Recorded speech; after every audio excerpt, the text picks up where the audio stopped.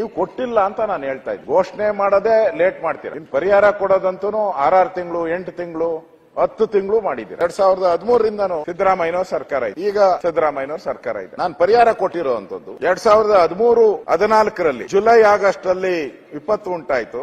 9 ತಿಂಗಳಾದ್ಮೇಲೆ ಪರಿಹಾರ ಕೊಟ್ಟಿದೆ. 2014-15ರಲ್ಲಿ ಮುಂಗಾರು ಬರ ಜುಲೈ ಆಗಸ್ಟ್ ಅಲ್ಲಿ ಅನಾಹುತ ಆಯ್ತು. ಅದನ್ನ 8 ತಿಂಗಳು ಬಿಟ್ಟು ಕೊಟ್ಟಿದ್ದಾರೆ. 2015-16ರಲ್ಲಿ ಮುಂಗಾರು ಬರ ಅದು 7 ತಿಂಗಳು ಬಿಟ್ಟು ಕೊಟ್ಟಿದ್ದಾರೆ. ಅಧ್ಯಕ್ಷ, ನಮ್ಮನ್ನು ಕೇಳಬಹುದು, ನೀವು ಸರ್ಕಾರ ಮಾಡಿದ್ರಿ, ನಾವು 3.5 ವರ್ಷ 4 ವರ್ಷ ಸರ್ಕಾರ ಮಾಡಿದ್ರೆ, ಕುಮಾರಸ್ವಾಮಿ ಅವ್ರ ಸರ್ಕಾರ ಆದ್ಮೇಲೆ ನಾವು ಮಾಡಿ ಈಗ ತಂದಿರೋ ದಾಖಲೆ ಇಷ್ಟು ನಾವು ಕೊಡಬೇಕಾದ್ರೆ ನೀವು ಇನ್ನು ಪರಿಹಾರನೇ ಕೊಡಕ್ಕೆ ಒದ್ದಾಡ್ತಾ ಇದ್ದೀರಲ್ಲ. ಹಳೆ ಹಾನಿ ಆದಾಗ ನಮ್ಮಲ್ಲಿ 5 ಲಕ್ಷ ರೂಪಾಯಿ ಕೊಡ್ತಾ ಇದ್ದೀವಿ. ಕೇಂದ್ರದ NDRF ರೂಲ್ಸ್ ಏನಿದೆ ಅದು 95,000 ಇದೆ.